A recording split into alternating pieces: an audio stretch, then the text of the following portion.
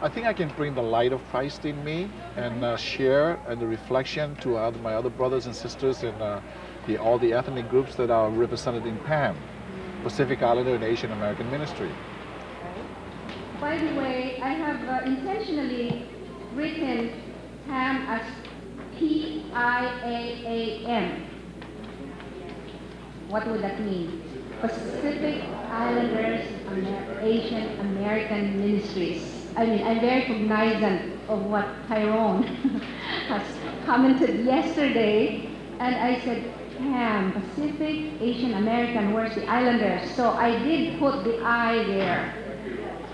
So you may pronounce it as PAAM or PAAM or PAAM, whichever, but you know that the I is there when I pronounce it, okay? My parents were converts of the first missionaries that came to our island, and they had so many wonderful stories about the missionaries that shared their faith with them, and I could find that strong faith from my parents, and that faith was shared to us. And so our faith originally came from the early missionaries that came to our island. For the longest time, I have gone by what I have learned in Sunday school about church folks being lights in the darkened world, a kind of triumphalistic idea that we are sources of the light that will bring others to the faith community. With maturity came the realization that we are actually not the sources of light, but merely reflectors of the one light emanating from our Creator through the incarnate Son of God. And with that realization came the sense of responsibility to keep ourselves within the circle of that light in order to reflect our lights more effectively. And Western Christianity went out into our communities in Asia and in the Pacific.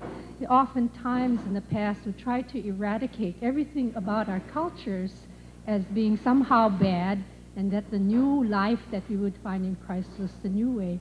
And yet so often the foundations of the kinds of ideals that we have in Christianity were right there in our own cultures and in our own traditions to begin with. And the whole tie-in with servitude there was very important, and a whole sense of community, which is so basic to our Christian living together. God in Jesus Christ is in the midst of human struggles. God's solidarity with human beings stands with an option for the life. Basically, Jesus Christ didn't die against any human beings in different cultures, religions, and languages, but for all human beings. Jesus, as God's light, is a healing light, a liberating light, and a reconciling light, not a pseudo light of having destroyed and killed other religions and cultures in the name of Christianity in the colonial era. What you present to them has to be relevant in language that they understand, and you need to know your pupils. And one way is to develop rapport with them. I have here a list of characteristics that these are what the different age levels should be able to observe and learn as they are taught in Sunday school. And this would help you to plan your lessons accordingly.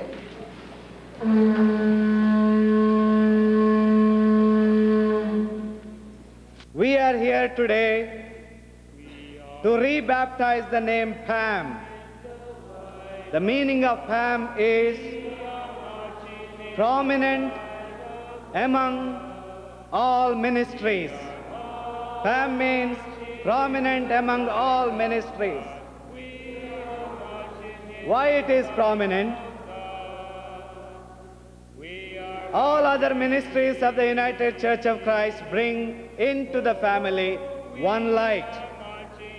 For example, Hispanic ministry brings Hispanic light.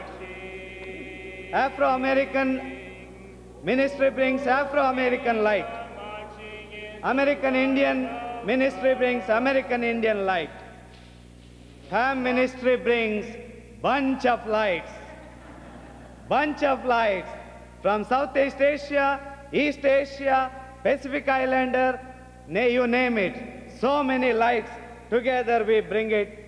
Racial diversity, cultural diversity, and also we bring in strong, ancient cultures and civilizations that we bring into this diversity of the United Church of Christ.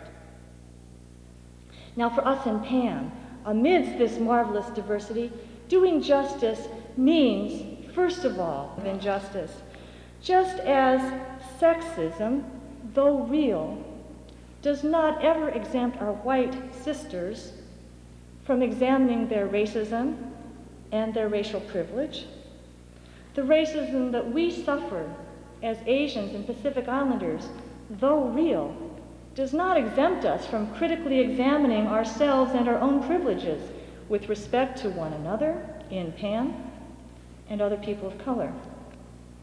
If our ancestral nations invaded, exploited, colonized, and yes, raped other nations, and we have not acknowledged this painful history, more is required of us.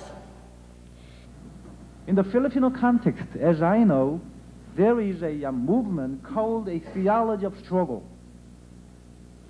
Socially concerned Christians in the Philippines felt challenged by the miserable situation of the poor, came into solidarity. Through building up basic Christian communities, programs of conscientization, etc., they are in concerted effort to seek theological justification for their involvement with the poor, as well as spiritual inspiration for the action of the poor themselves.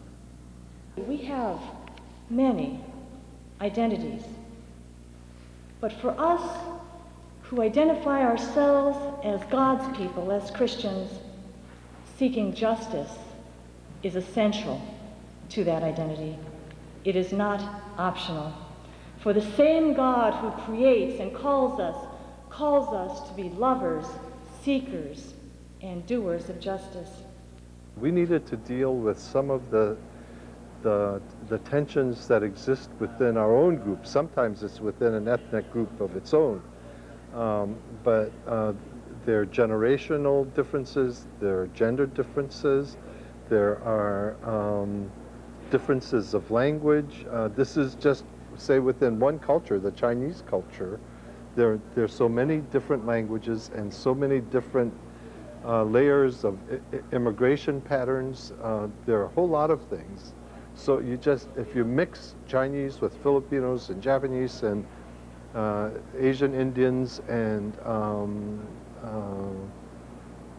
native Hawaiians and Polynesians, you have a whole breadth of differences. And somehow or other, if we could begin to bridge those and learn how to reconcile with each other, we might serve as a model for the rest of the church and, in fact, for the world.